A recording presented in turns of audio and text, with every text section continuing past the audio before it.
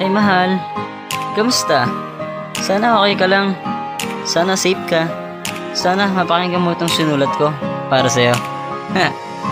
Simula nang dumating ka sa buhay kong ito, malaki na ang aking pagbabago. Agad akong nabihag mo dahil sa ganda mo, lalo na sa ugali mo. At sa bawat pagngiti mo, baby girl, pati sa kagandahan mo, kaya na-fall sa'yo.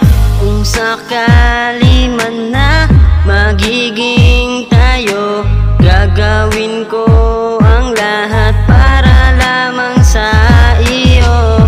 Hanggang sa tayo ay nagkatuluyan, nagbago lalo ikot ng mundo ko nung masilayan ka. At nang tumagal ang ating samahan, napagdesisyonan ko na ngang ipakilala ka dun sa aking mga mahal na pamilya at sa mga kaibigan kong naghihintay sa'yo. Pag nasa akin ka, pahahalagahan kita, gagawin ko lahat-lahat para lang mapaligaya ka. Pag nasa akin ka, pahahalagahan kita, gagawin ko lahat-lahat para lang mapaligaya ka.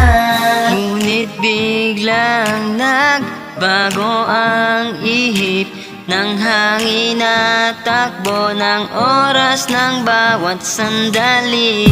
Nang malaman kong may nakakausap ka na palang iba, hanggang sa di ka nagparamdam. Akala ko tuloy blessing na ang dumating, akala ko lang pala ang lahat ng ito.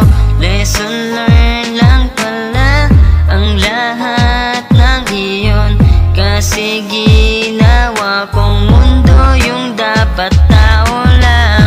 Nagpakatangan na naman ako, binuhos ko naman lahat ng pagmamahal ko.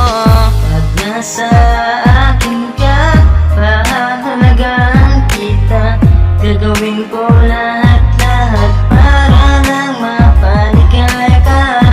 Pag nasa akin ka, pahahalagahan kita, gagawin ko lahat-lahat para lang mapaligaya ka. Pag nasa akin ka, pahahalagahan kita, gagawin ko lahat-lahat para lang mapaligaya ka. Pag nasa akin ka, pahahalagahan kita, gagawin ko lahat-lahat para lang mapaligaya ka. So ayun, ito nga pala yung sinulat ko para sa'yo. Sinulat ko to dahil ito yung nararamdaman ko. Wala mahal pa din kita hanggang ngayon kahit may iba ka na. So paano? Ingat ka na lang palagi.